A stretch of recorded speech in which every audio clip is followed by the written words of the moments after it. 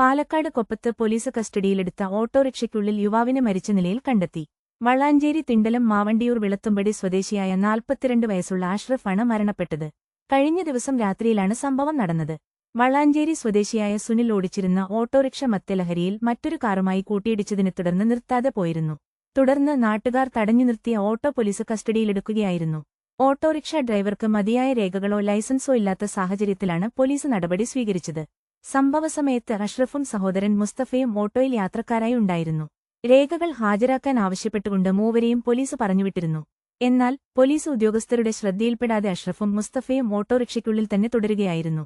തുടർന്ന് 2026 June 30 police auto പരിശോധിക്കാനെത്തിയപ്പോഴാണ് വാഹനത്തിനുള്ളിൽ കിടന്നുറങ്ങുന്ന നിലയിൽ അഷ്റഫിനെ കണ്ടത്. സഹോദരൻ മുസ്തഫ ഇദ്ദേഹത്തെ വിളിച്ചുണർത്താൻ ശ്രമിച്ചെങ്കിലും പ്രതികരണമുണ്ടായില്ല. ഉടൻ തന്നെ പട്ടാമ്പി താലൂക്ക് ആശുപത്രിയിലെത്തിച്ചെങ്കിലും ഡോക്ടർമാർ മരണം സ്ഥിരീകരിച്ചു.